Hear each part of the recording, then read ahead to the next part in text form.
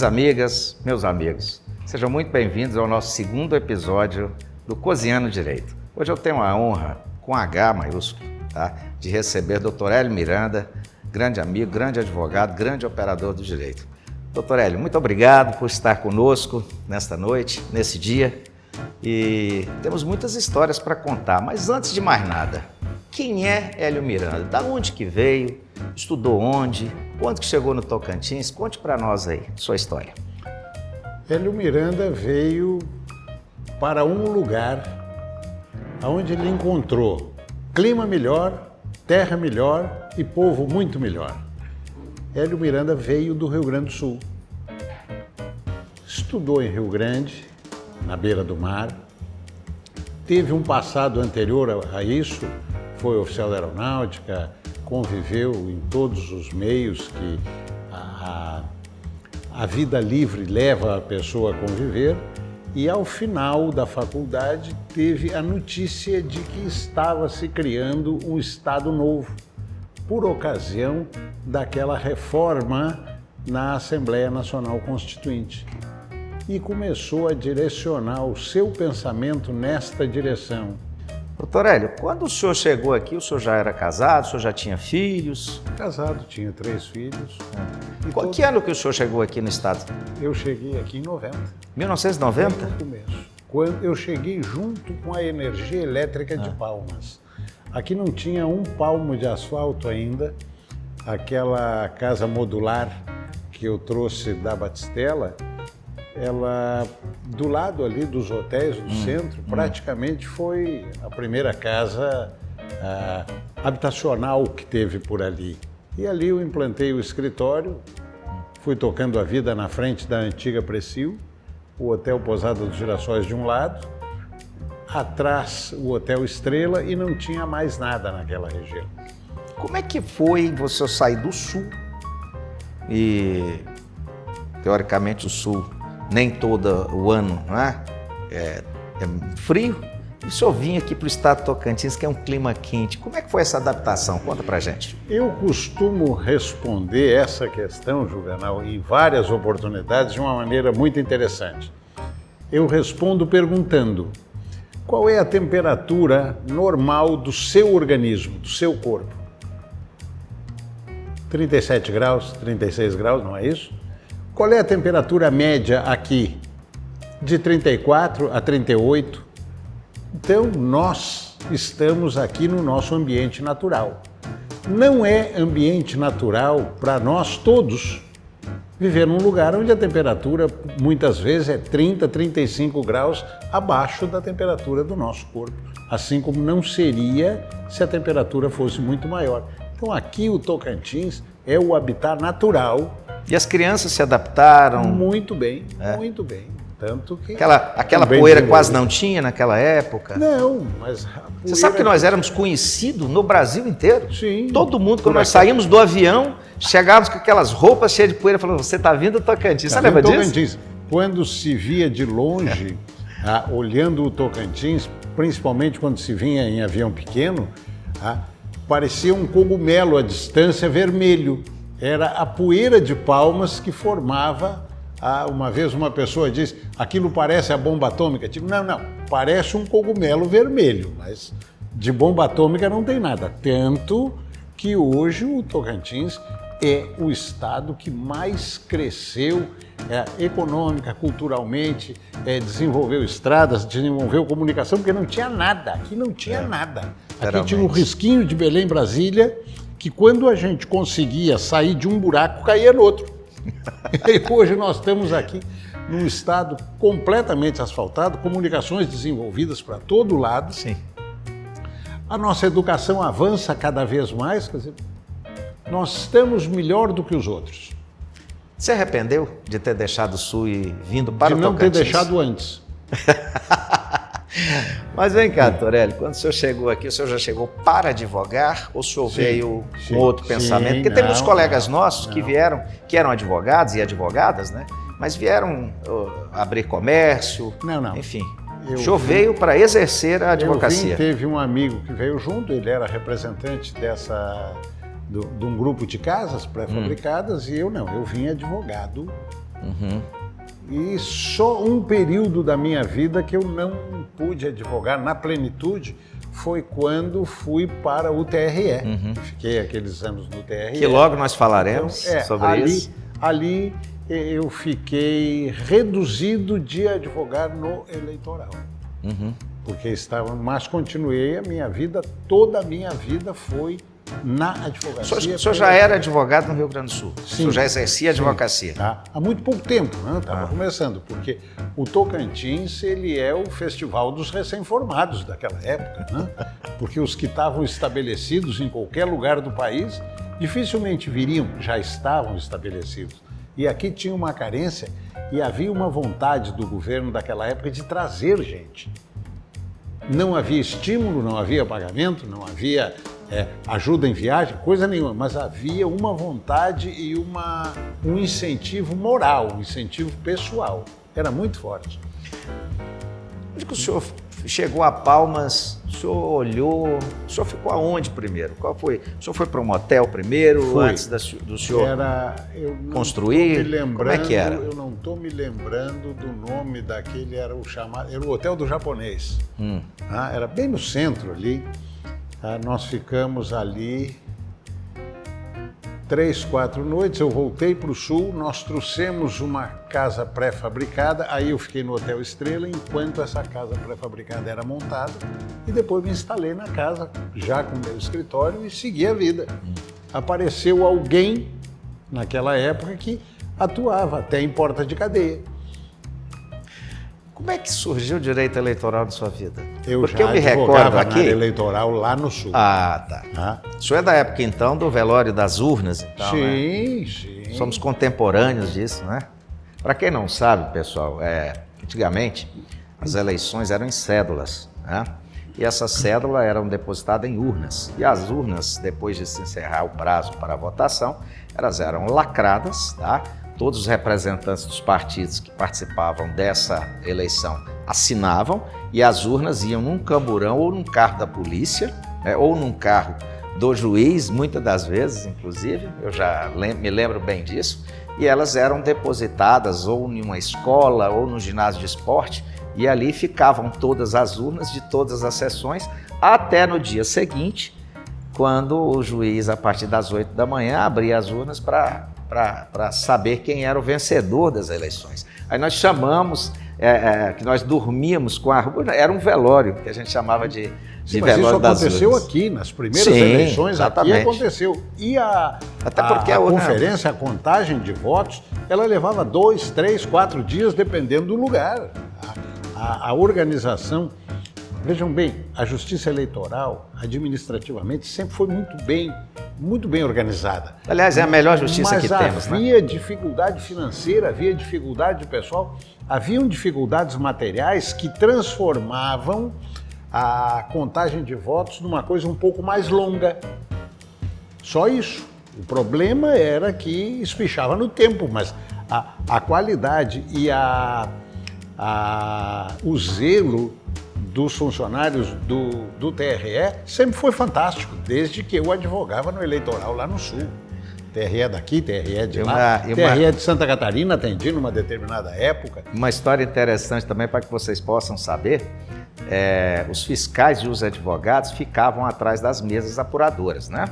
Eles primeiro separavam os votos que estavam visíveis para os candidatos, em montinhos, né? E naqueles montinhos, mais ou menos, você já tinha indicação de quem ia ganhar. Mas os votos eram periciados pelos representantes e fiscais e advogados, e aqueles votos que não estavam escritos muito bem ou indicando qual seria o candidato, ele era separado, aí havia impugnação, se você recorda, e essa impugnação era julgada naquele mesmo momento, após o encerramento da contagem dos votos que eram considerados válidos, aí o juiz, naquele momento, dava a palavra para o Ministério Público, para o advogado, e ele já dava a sentença mesmo. E o recurso era ali também. Também. O recurso era ali. Bons tempos, eu tenho saudade. Eu não vou mentir, eu tenho saudade. O voto que não ficava bem claro, quando surgia a dúvida se a pessoa tentou identificar o voto como sendo o seu, às vezes para cobrar algum favor de quem ele tinha votado, mostrando, olha, esse é o meu voto, eu votei em ti. Então havia a dúvida, tentou identificar o voto ou não soube se expressar no que queria.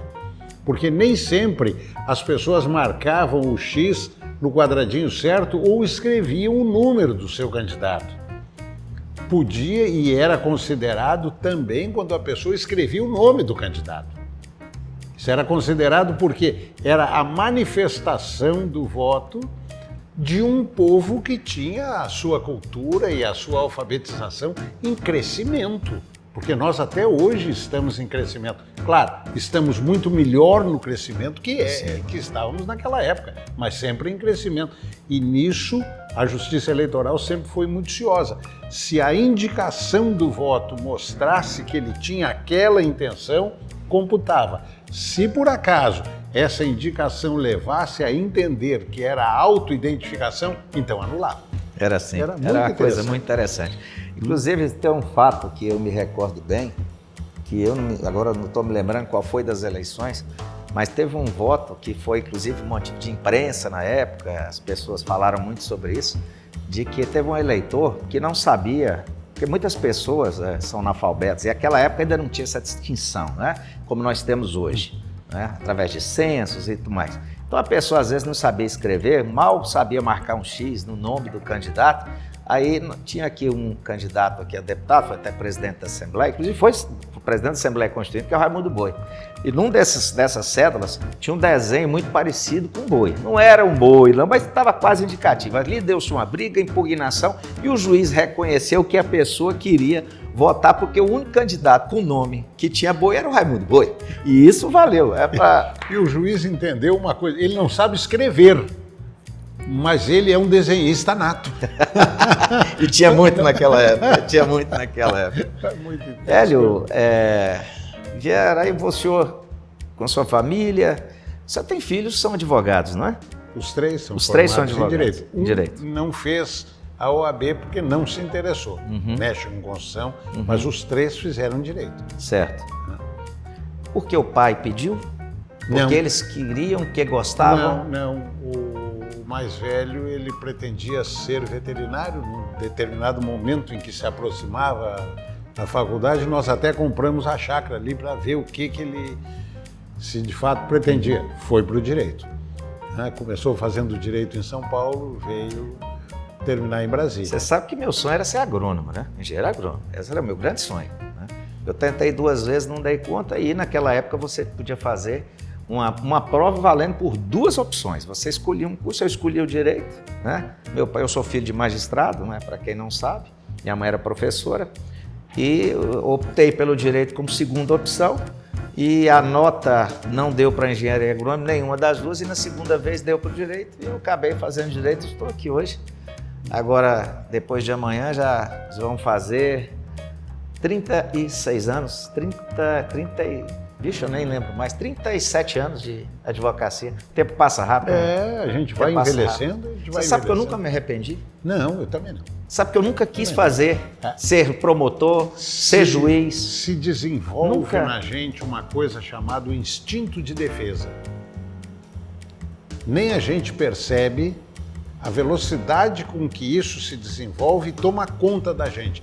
Porque a meio caminho de um processo, a meio caminho de um julgamento, parece que dali em diante não é mais o eu que estou advogando.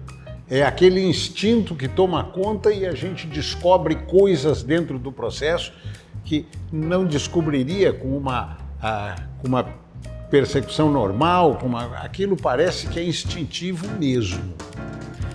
Hélio, a impressão minha, foi até bom você falar nisso, a impressão minha, ou na nossa época, nós respeitávamos os mais velhos. Nós tínhamos aquelas pessoas como se fosse referência. Acho que hoje, não tem mais isso, né?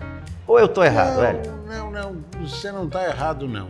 O que acontece é que as pessoas que nós tínhamos como referência, eles faziam questão de mostrar o conhecimento, orientar no conhecimento e procurar, inclusive, conquistar as pessoas para que se desenvolvessem na busca do conhecimento.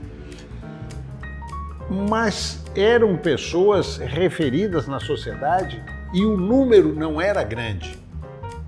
De uma hora para outra veio uma avalanche de formação de cursos dos diversos segmentos que as pessoas acabaram tendo que esconder, né? O pouco que passaram a saber, porque na época que eram poucos, eles de fato estudavam muito, né? E passou a haver aquele joguinho de concorrência que antes não havia. E isso foi afastando os novos de desenvolver a admiração pelos antigos, porque o novo, logo em seguida, ele estava no mesmo nível do antigo, não havia uma coisa assim, mais para se dizer que se tinha uma admiração fenomenal, como eu até hoje, vou usar um nome aqui, mas poderia usar vários, tá? Sempre tive uma admiração por uma pessoa que é meu amigo pessoal, mas de um conhecimento espetacular, o ministro Torquato Jardim. Tá? O ministro Torquato é uma pessoa de um conhecimento que estimulava as pessoas a estudarem para atingir o nível dele e, inclusive, procurar a se orientar com ele sobre esse desenvolvimento para ver se o segmento estava certo. E antigamente nas faculdades, gente, quem dava aula era desembargador, eram juízes renomados. Era o papa do assunto. Era o papa do assunto. Nada contra os de hoje, viu, gente? Pelo amor de Deus, não falei isso. Nós só estamos informando como eram as coisas antigamente. Isso é bom que se deixa dar, né, Torelli? A carreira de professor. A carreira de professor, se bem desenvolvida, se bem estudada, se levada pelas pessoas que vão buscar o mestrado, porque o mestrado é para o magistério, o doutorado é para a aplicação da ciência.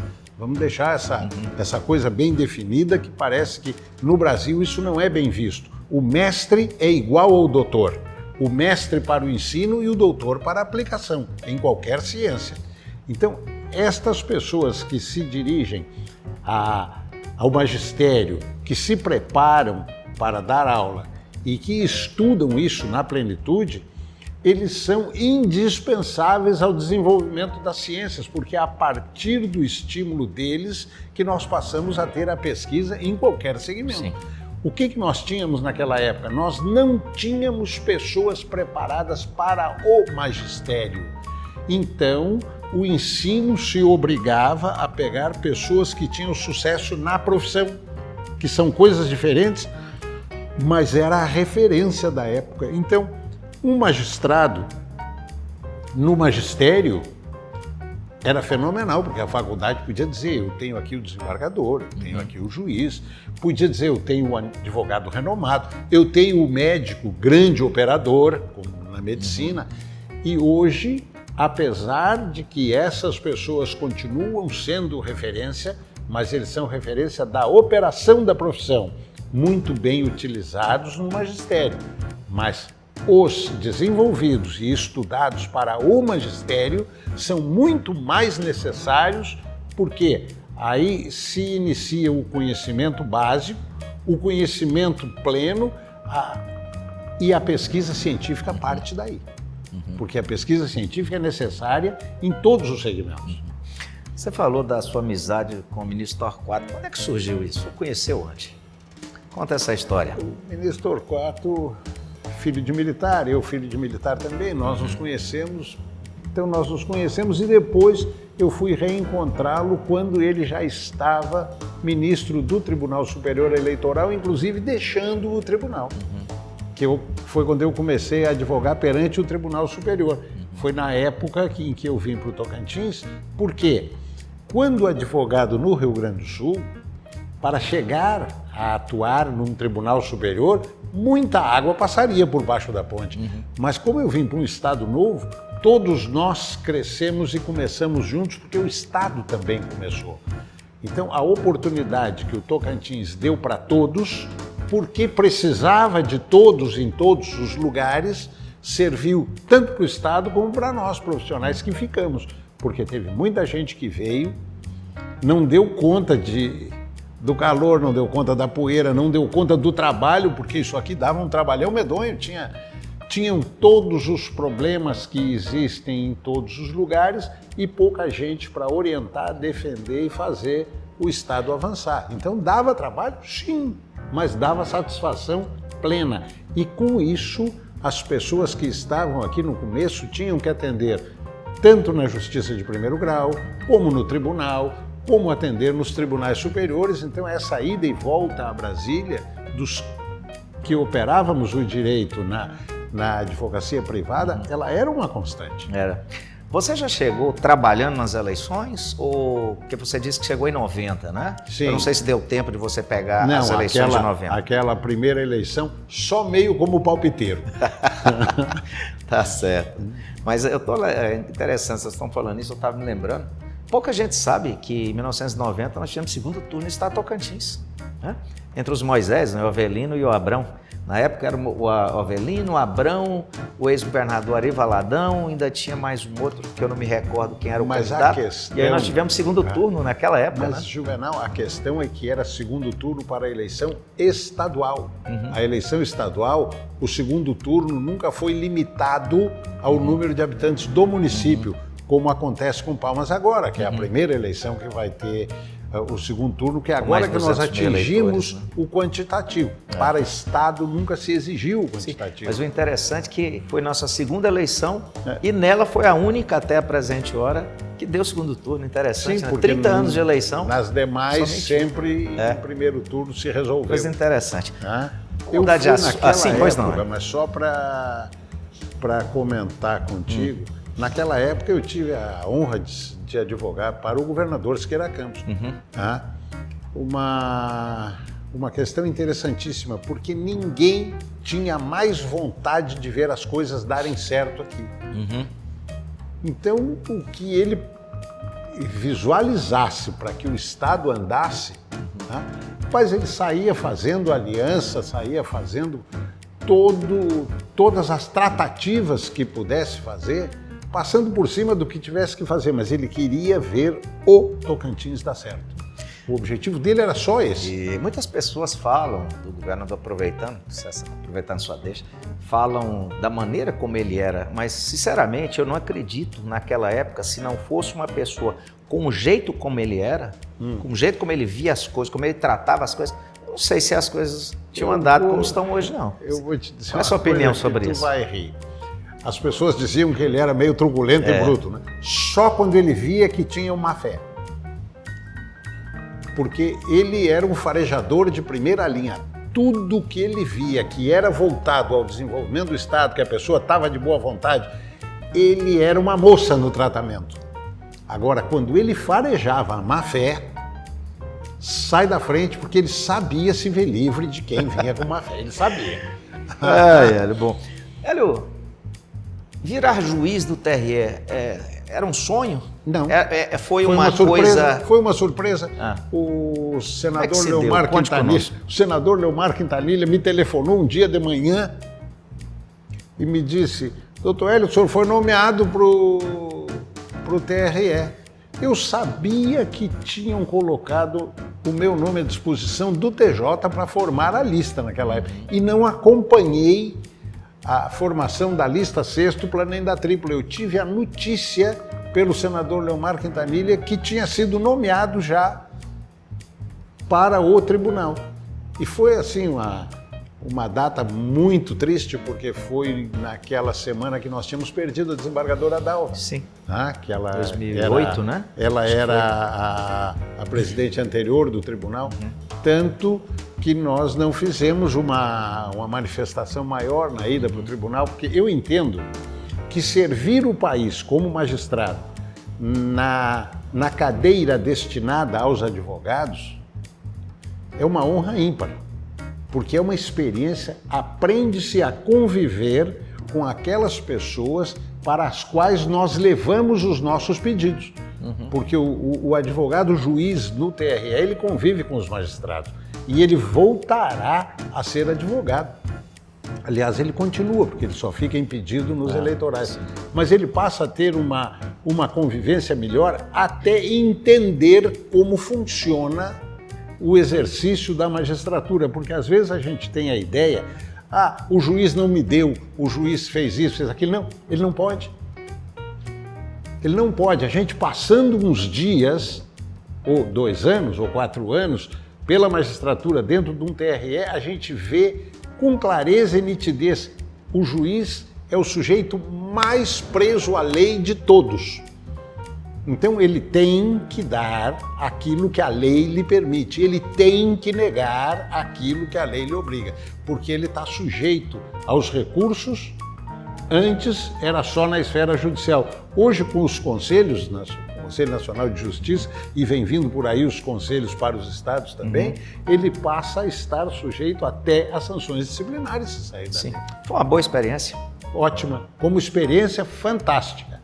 Como experiência, a melhor experiência que eu já tive nesse exercício, porque eu, na compreensão da advocacia, eu cresci.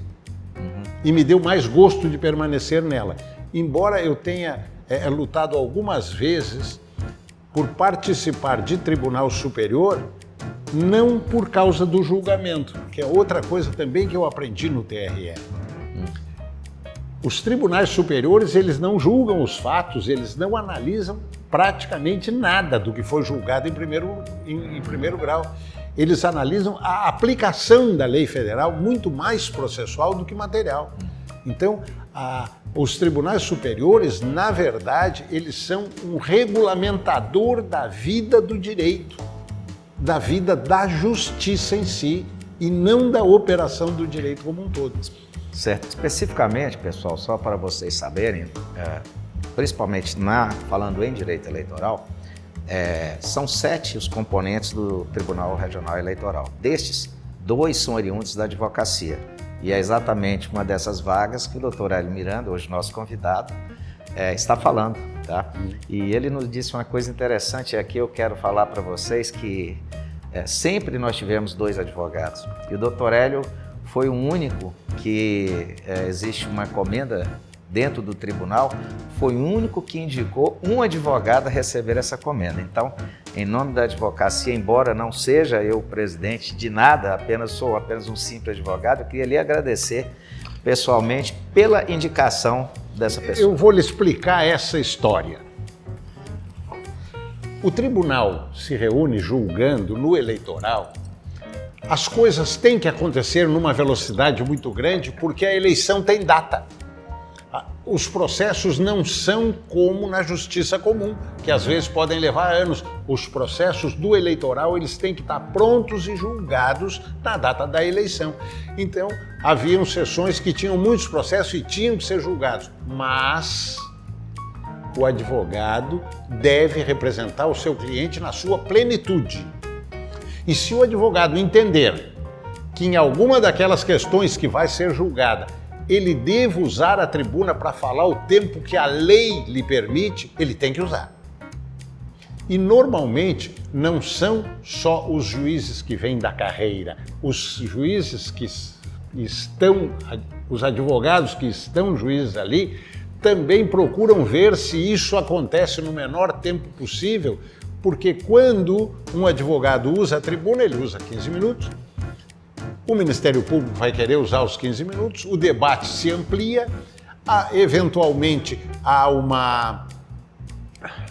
uma questão de ordem e este julgamento chega a levar 1 hora. Quando não há sustentação oral, que é lido o relatório e votado, todas as pessoas que estão ali conhecem a jurisprudência. Não é votado nem julgado de má vontade ou sem a devida atenção. Não, no gabinete tudo já foi estudado, tudo já foi preparado e se traz ali a jurisprudência já consolidada, mostrando aonde está se baseado. Então, nesse mesmo espaço de tempo, às vezes se julgam 10 processos se não houver a utilização da tribuna. Então, isto tornava mais possível concluir a quantidade de processos necessárias do que se, por exemplo, se todos fossem usar a tribuna, não julgaria mais do que 3, 4, máximo 5 processos numa sessão, que se julgam 30, 40, 50 processos. E como ficaria a data da eleição? Então havia uma certa crítica velada, sem nenhuma ofensa, sem nenhuma coisa. O advogado informava que ia usar a tribuna, porque naquela época não era de véspera, não, era na hora. O advogado pedia a palavra para usar, tinham alguns que diziam, meu Deus do céu, mas esse meu Deus do céu era no sentido de dizer e o nosso tempo e a nossa velocidade. Nada de dizer que o cara estava chateando ou coisa. Não havia. Este espírito, na época que eu estava lá, não havia. Não falo por outros tempos, falo pelo meu. Só que isso, um belo dia, me aborreceu. Eu digo, quer saber de uma coisa? Pedi para o menino que trabalhava comigo, o Tiago Balduino, que era o meu assessor de gabinete, eu digo, como é que está a questão das sustentações orais no tribunal? No outro dia ele me disse, não, fulano, Dr. Juvenal Kleiber é o que mais usa a tribuna praticamente em todas as sessões. Eu digo, então, ele é o que exerce na maior plenitude o serviço do advogado. Tem uma comenda que o tribunal seguidamente outorga essa comenda para pessoas de fora. Ninguém do Tocantins tem a comenda como advogado aqui do Tocantins. E eu indiquei o nome do Juvenal para essa comenda. Teve até uma pessoa que me perguntou, mas ele é daqui? Eu digo, sim, e por acaso nós vamos ter uma galhardia dessas para atirar pela janela? Porque eu sempre fui meio bruto para responder as coisas, né? A corte, por unanimidade, aprovou o nome do Juvenal. O Juvenal recebeu a comenda junto com uma outra pessoa que eu indiquei também, que foi um magistrado. Esse magistrado de Brasília, o doutor Girair. Sim. Né? Por quê? O doutor Girair, quando juiz do TRE do Distrito Federal, ele sempre fez referências à jurisprudência do Tocantins, dizendo que o Tocantins era um estado novo, onde se desenvolvia o entendimento científico do direito e principalmente do direito eleitoral. Ele sempre prestigiou na área da inteligência o direito eleitoral do Tocantins. E eu entendi que isso, né, seria motivo suficiente para trazê-lo aqui. E ele veio por conta dele, porque o tribunal não pagava a passagem de homenageado. Trazê-lo aqui para que ele pudesse, pelo menos, ser mostrado para a nossa sociedade como alguém que nos prestigiava. E o doutor Juvenal como alguém que nos defendia. Então, eu entendo que eu completei aquela sessão com os dois indicados, trazendo o que nós temos de mais merecedores das comendas do Tocantins. Sem demérito dos funcionários que receberam a comenda, de outros magistrados, advogado não teve outro. Mas eu tenho aqui publicamente agradecer. Eu até não queria falar meu nome, mas já que ele disse, eu lhe agradeço. O Juvenal é o único advogado que tem a comenda do mérito eleitoral no Tocantins, porque mereceu. Atendeu. Digamos que se eu fosse usar um palavreado, até porque o chato toda vez estava na tribuna defendendo alguém. Mas, pessoal, a conversa é sempre muito boa. Conversar com o Dr. Hélio Miranda é muito bom, é um homem que tem história. Eu acho que a pessoa, meu avô falava, né? O pai do meu pai falava que as pessoas tinham que ter história na vida. E o Dr. Hélio tem muita história. Se nós fôssemos aqui ficar para ele contar todas... Eu quero te contar mais uma. Ficaríamos aqui a noite inteira. Mas, Dr. Hélio, vamos lá. Eu quero te contar mais uma. Claro, por favor. Finaliza essa para nós. Até porque o prato nós temos que fazer ainda, né? Se eu escolher um prato muito difícil de fazer. Olha bem. Quem se mete a avestruz que aguente o ovo. Quem disse que ia cozinhar foi ele. Então, ele que cozinha. Eu vou comer. Tá, mas vamos lá. E o caso? Mais uma história. Dois amigos que eu tenho a honra e a satisfação de poder dizer, um já no Oriente Eterno e o outro entre nós em Belém do Pará. O Dom Alberto, que era o bispo aqui, e o nosso governador Siqueira Campos, o velho Siqueira, que se não fosse ele, as pessoas têm que ter uma visão diferenciada sobre ele. Até quem era contra tem que ser grato a ele, porque se ele não tivesse o Estado, quem foi contra, não teria a que ser contra. Então teria ficado lá onde estava passando mal, não teria vindo para cá. Então até quem era contra tem que ter uma certa gratidão por ele ter feito esta maravilha que nós vivemos, que é o nosso Tocantins. Mas, a folhas tantas, ele destinou a fé a área para que fosse construída a Igreja Católica. E já está quase pronta lá. Aquela área, na praça principal, causou uma certa espécie em outros segmentos. Naturalmente, tinha o direito a ter dúvidas, a questionar, e outros segmentos entraram através de uma associação religiosa de São Paulo na justiça, e num primeiro momento a conclusão foi de que, com o desenvolvimento da República, a República sendo laica, o governo não poderia ter uma religião. Então não poderia dar para uma religião um lugar para fazer uma igreja na praça principal. A República é laica. A República é laica, mas a República não nasceu pronta, né? Então, o Siqueira e o Dom Alberto. E o Siqueira tinha disso. O Siqueira, quando queria alguma coisa, ele ia, ele não mandava chamar a pessoa. O Siqueira enfiou o braço do Dom Alberto, entraram lá no escritório. Eu quase infartei. O que eu vou fazer? O Dom Alberto, meu amigo, meu padrinho de crisma, pessoalmente, ele é um absurdo. Nós vamos perder a Catedral da Praça. Menino, isso deu um trabalhão. A sorte é que as coisas no começo, elas são feitas num certo afogadilho. E aquele processo que já caminhava com um resultado no sentido de que deveria retroagir aquela doação do terreno, tinha tido um vício lá dentro, porque a ação, quando o Siqueira fez, ele fez muito bem feito. Ele fez a doação administrativa e encaminhou para o legislativo, a doação foi feita por lei também. Então esta ação, ela focou uma das direções e não focou a outra. Então ficou incompleto o processo, não foram citados todos os que deveriam ser, e com isso conseguiu se anular. É a partir daí que nós entramos com a defesa, porque quando eles me trouxeram, tinha sido feita a defesa lá atrás, não sei quem a igreja tinha trazido, até foi gente de fora, que o bispado recém tinha se instalado aqui, e nós levamos ao judiciário um entendimento que acabou prevalecendo em primeiro e segundo grau. Vejam se vocês não concordam comigo. Como é a nossa história? O que nós tivemos na nossa história toda?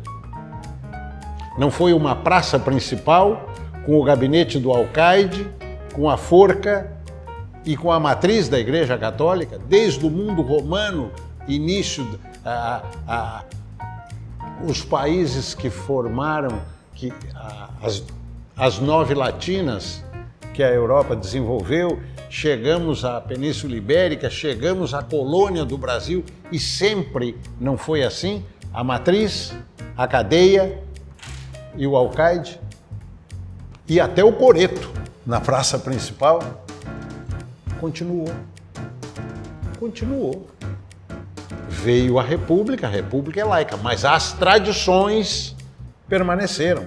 Tanto permanecem as tradições que até hoje o ensino passa pela avaliação dos conselhos que formam as pessoas. Tudo isso vem das tradições que se formaram ao longo dos séculos, que formaram a nossa história.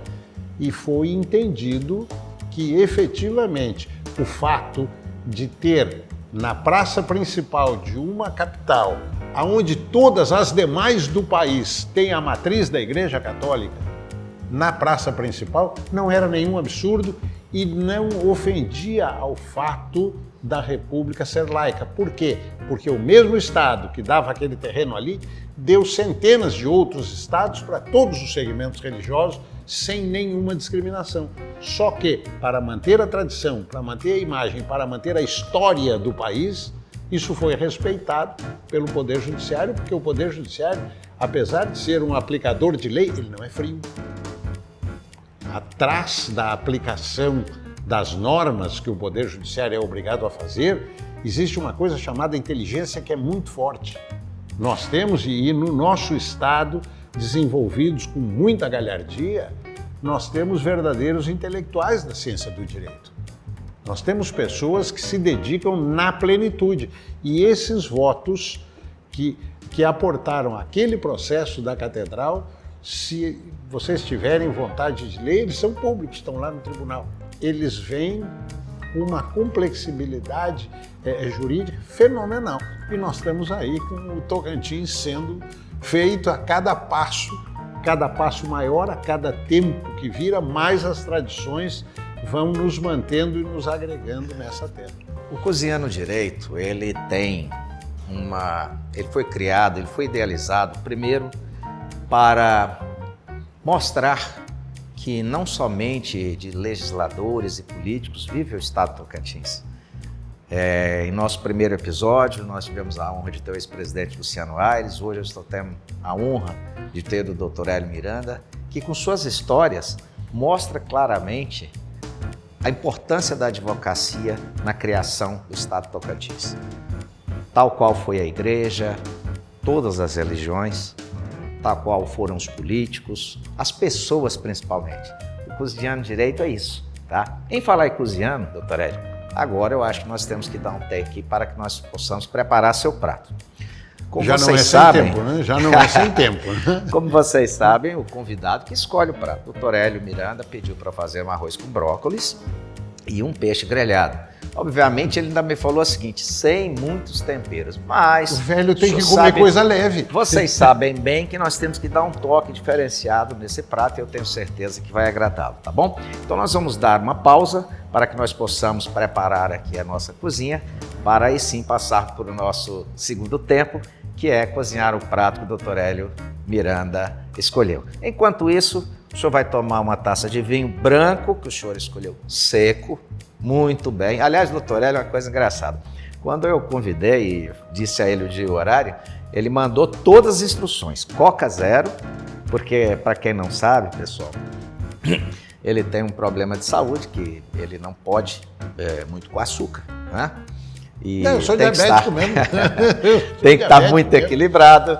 E ele é muito didático, sempre foi muito didático, mas é uma coisa interessante. Então nós vamos dar uma pausa aqui para prepararmos a nossa cozinha, para aí, enquanto isso, nós vamos tomar aqui um belo de um vinho e logo, logo voltaremos para contar outras histórias, tá bom? Obrigado, até daqui a pouco.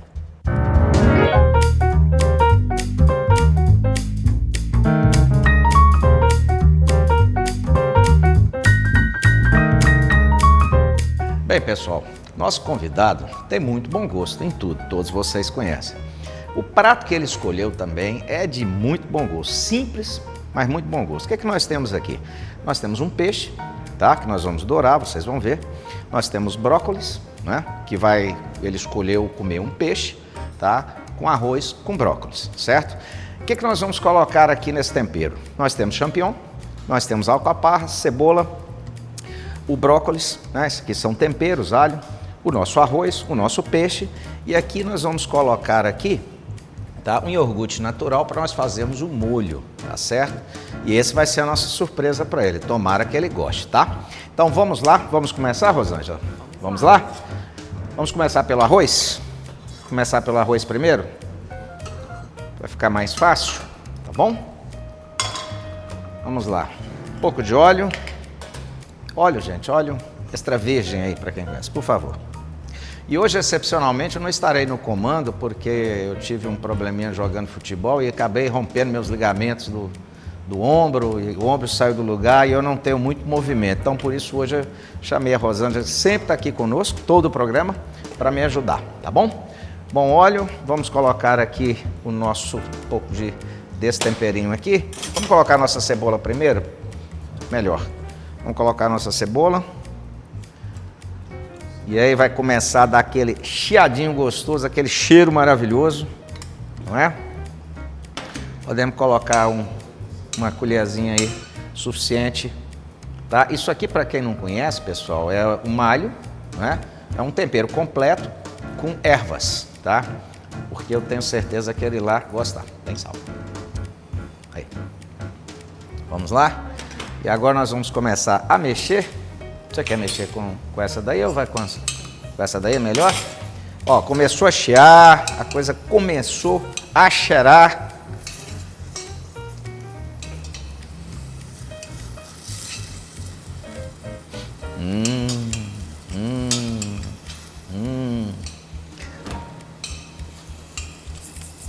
Vamos colocar aqui o nosso arroz, tá bom?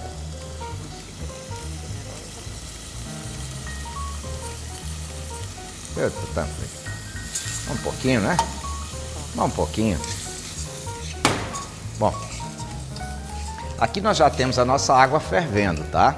Até para nós adiantarmos o nosso processo aqui. Então, todos sabem, o arroz, você precisa fritar o arroz um pouquinho, porque ele já pegando todos os temperos, aqui nós só temos por enquanto só cebola, mas à frente nós vamos agregar ainda alguns outros temperos que vocês verão. Então, o próximo passo é nós colocarmos a água quente no arroz, suficiente para que ele possa cozinhar, tá certo? Isso aí no tempo certo aí, dona Rosângela saberá. Vamos ver se o fogo tá alto, o fogo tá bom. Hã? Ah, mas tem isso também, né? Uma coisa interessante para quem gosta de cozinhar, pessoal. Aqui nós estamos aqui no local onde você loca, que é a Casa do Bento. Por sinal, muito bonita. Aqui é um espaço que cabe seguramente, com todo o conforto, de 40 a 50 pessoas, tá? Aqui eles locam tanto espaço para que nós possamos usar a cozinha, também como fazer festas, tá? Casa do Bento é uma sugestão boa, do meu amigo Omar Henneman. Grande abraço a ele, mais uma vez. Bom, a água já está no arroz. Lembrando sempre, todos vocês sabem, não é? A água tem que ser... cobrir o arroz para quê? Para que ele possa cozinhar bem. Enquanto o arroz está cozinhando, já com o temperinho que agora nós vamos colocar daqui a pouco, tá? Um chimichurri. E aí vão me perguntar, mas no arroz? Sim, essa é uma das nossas surpresas de hoje. Porque o nosso convidado, eu sei que ele tem um paladar exigente, todo gaúcho tem, mas esse aqui eu conheço bem há muito tempo, conhece tudo. Ó, ninguém faz um churrasco tão gostoso quanto o Hélio Miranda, viu? Aqui, vou dedar ele aqui. Ele e os meninos dele lá na casa dele, ninguém, não conheço que faz churrasco melhor não. Então, se eles não convidaram vocês, pode falar com ele lá. E recebe como ninguém também, ele, a esposa e os filhos dele. Vamos lá, o arroz já está no processo já de cozinhamento, tá certo? Aí nós vamos começar a preparar o nosso peixe, tá bom? Dona Rosângela, vamos lá, colocar nosso azeite, tá bom? Detalhe, o nosso peixe só está com gotas de limão, tá certo? Esprememos lá alguns limões. Não coloque sal, não coloque sal, porque o sal, se deixado muito em contato antes de você dourar o peixe, que é o que nós vamos fazer, tá certo? Ele seca, tá bom? Então nunca coloque sal. Mas nós vamos já aqui, já estamos no processo, aqui nós já estamos 30% do prato pronto. E é bem rápido esse prato, tá, gente? É bem rápido. Bem quente. Como eu ia falando, então quem quer cozinhar, o equipamento é essencial, tá? Tanto panela quanto talheres, tá certo? Aqui nós estamos usando o básico aqui nosso, mas quem puder, sempre tenha bons equipamentos na cozinha, porque faz toda a diferença, não tem dúvida com isso, tá certo? Então vamos lá, vamos colocar. Não pode quebrar. Ah, não quebre o seu peixe, pelo amor de Deus. Vamos lá. Aqui vai uma pequena dica, tá certo? Quando você colocar o peixe, você pega umas cebolas, porque a cebola, pessoal, tem água. E o peixe também tem água. E o interessante é que nós vamos dourar esse peixe, cozinhar e grelhar na própria água dele, tá? E aí nós vamos acrescentar um pouco de vinho após para fazer o molho, tá bom? E a água da cebola, ela vai ajudando nesse processo com o peixe. Se quiser até colocar mais de um, pode colocar, até para acelerar nosso processo. Eu não precisava falar, mas sem limão, tá, gente? Limão é só mesmo para dar um gostinho. Nesse momento agora, tá certo? É que nós vamos colocar o nosso tempero. Tá bom? Tempero é pitada, tá? Ó, pitadinha, como vocês estão vendo.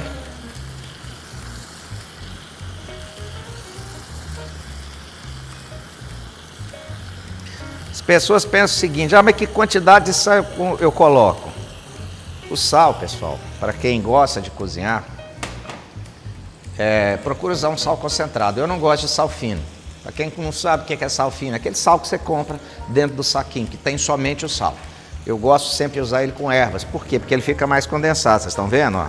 Então isso aí é a quantidade, porque na hora que você joga, já vai penetrar, porque já está dando uma água aqui nele, nós vamos virar e esse sal vai para o fundo. Então vai ter sal no fundo e vai ter sal da outra parte que nós vamos virar, que nós vamos colocar um pouco. Então não coloquem muito, tá? Sem exagero.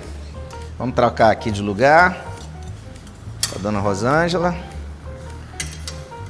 Interessante, eu não sei se aqui vocês estão podendo ver, tá?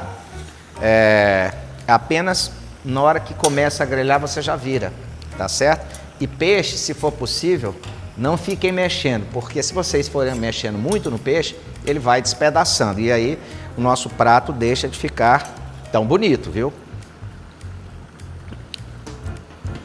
E essa cebola também não acompanhará, tá bom? O nosso prato é apenas para dar gosto aqui. Então virou o peixe, o que é que nós vamos fazer?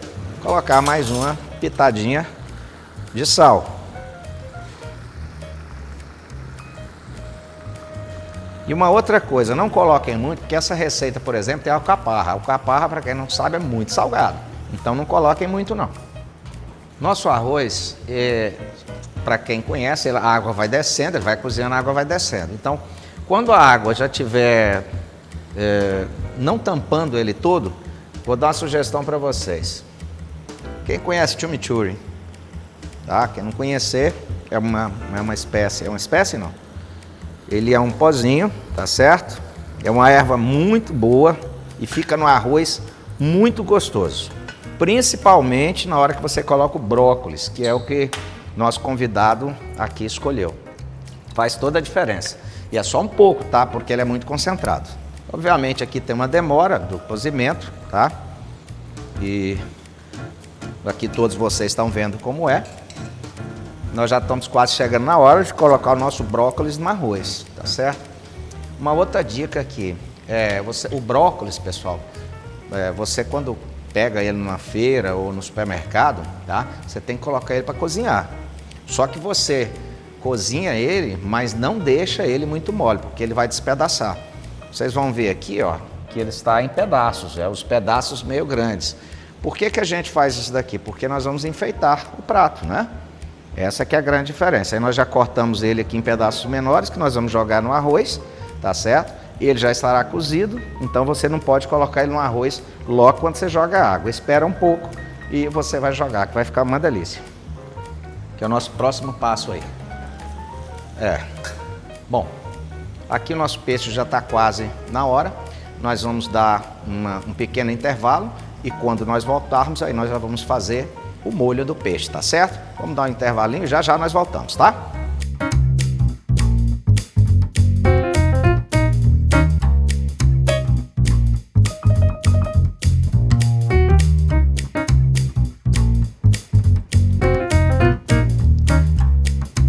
Doutor Hélio, aqui está seu prato. Como o senhor pediu, um arroz com brócolis. Eu coloquei aqui mais uns brócolis aí mais para enfeitar. Tá? Aqui nós temos alcaparras e nós temos champignon que eu coloquei, tá? O sal está mediano, que é todo peixe, você sabe melhor do que eu, que não pode ser muito salgado. E velho também não come muito sal. Aí nem podemos, né? Então, espero que o senhor goste do seu prato. Não gostei do podemos, que você é muito mais novo do que eu. Mas eu já dobrei o cabo da Boa Esperança, meu amigo. Quando você dobra, aí não tem jeito. Não, mas somos felizes. Eu nunca me convenço dessa história do cabo da Boa Esperança. Mas então é para ir atacando o seu peixe aqui. Aí da maneira como o senhor quiser. Eu acho ótimo. Eu só lamento que eu estou comendo sozinho. Eu gostaria que você estivesse participando comigo. Mas quando eu idealizei, doutor Hélio, esse programa, o que eu pensei? A satisfação nunca vai ser minha. Sempre vai ser do meu convidado, né? Tanto nas matérias e nas histórias, porque esse programa é para contar história, para deixar registrado histórias, né? E E também quando do prato, né? Porque o prato é aquela Tá coisa... maravilhoso. Olha, tá maravilhoso. A ordem que eu tinha recebido anteriormente para elogiar, mesmo que tivesse ruim, ela cai por terra porque tá maravilhoso. Ó, eu estava pensando porque o senhor falou da sua origem, né? Do Exército, né? E no Exército, eu fiquei 5 dias bem, somente. Até a cor do brócolis, ela tá ótima. E tem que ser assim, né? A gente estava até comentando sobre isso, né, Torelli? Porque às vezes passa da hora do cozimento, aí ela já não fica tão verdinha. Não, mas tá... Olha... Que bom. Por que você escolheu esse prato? Porque é um dos pratos que eu mais gosto. E a minha mulher gosta muito de... Vai no outro restaurante, vai no outro, come isso, come aquilo, prova aquilo outro. Esses tempos me levou num restaurante de uma colônia asiática dessas, que eu até hoje faço questão de me esquecer do nome. Mas ela gosta dessas variações, eu não. Eu sou conservador nas coisas. E esse é o prato que, para mim, tem a melhor cara de praia, né? Porque a minha praia não passa do calçadão. Só de olhar. Eu sento ali, Eu adoro olhar o mar. como meu filé com arroz com brócolis, tomo um chopinho, pronto. Essa é a minha praia, esse é o meu veraneio. Né? E esse, de fato, é o prato que eu mais gosto de lá. Que bom. Até o prato tem história. Você gostaria de saber sobre a questão de prato do Sul? Eu até imaginei que você ia me pedir uma ovelha, porque lá você Eu tem um vou prato lhe dizer, uma eu vez, vou lhe dizer. Eu me identifiquei muito com ele, né? Que é aquela ovelha dos tropeiros, né? A maneira como eles fazem. Eu achei muito, eu nunca tinha feito. Eu fiz isso uma vez só e nunca mais fiz. Eu vou lhe contar uma coisa rápida. Eu sou muito vinculado às tradições do Rio Grande. Eu tenho um amor todo especial pela cultura do Rio Grande. Embora eu tenha adotado o Tocantins e aqui eu tenho como minha terra, de escolha, de eleição. Mas a cultura do Rio Grande é uma coisa que me encanta. Tanto que lá se fala muito naquela questão dos farrapos, dos imperialistas, a guerra dos farrapos. Se eu tivesse vivido naquela época, eu não seria farroupilha, eu seria imperialista. Porque eu vejo o Brasil como um todo. Então, esse nosso Brasil, ele tem uma importância pelo seu tamanho, pela sua história, pela sua complexidade e principalmente pela sua unidade. Então, veja bem, na época daquela guerra,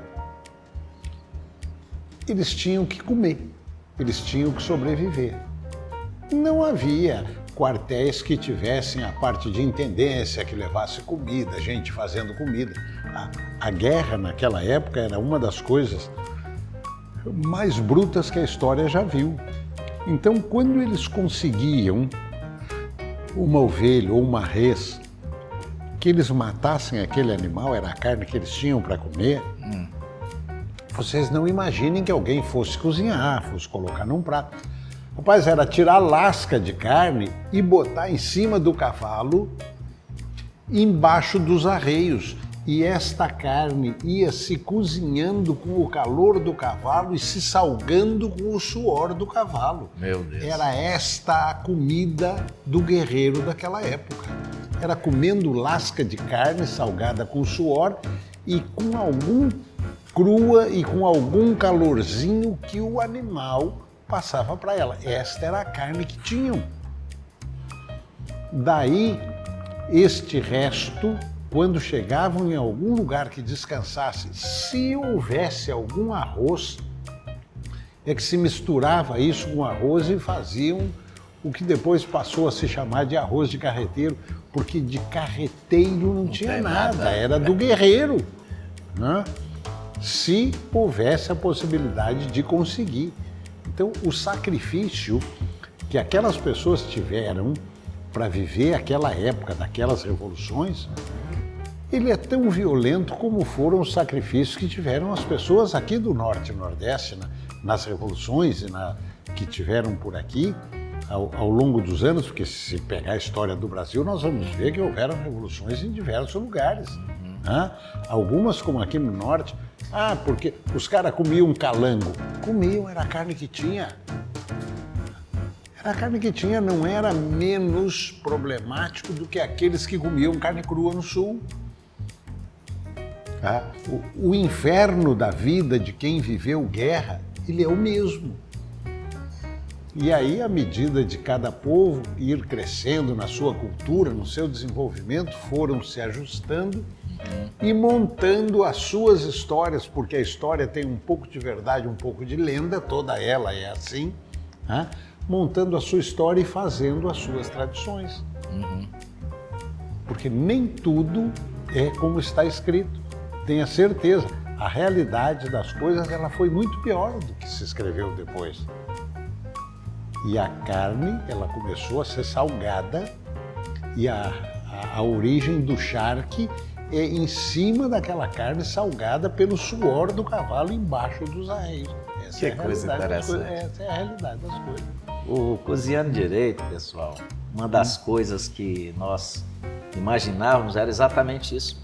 Era poder falar de direito, cozinhar, mas também de saber de histórias, né? O Dr. Hélio Miranda está aqui nos agraciando com várias histórias de realidades e só sabe e só conta quem leu para isso, né? Inclusive eu sempre falo que um dos males do brasileiro é ler pouco, né, Dr. Hélio? É estudar pouco. É uma coisa que eu acho engraçado e interessante.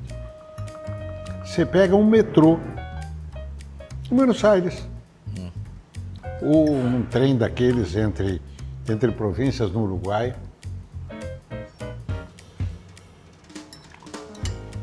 Você olha o cidadão, ele está pegado em cima porque está em pé, não tem lugar para sentar. Na outra mão ele está com um livro lendo alguma coisa.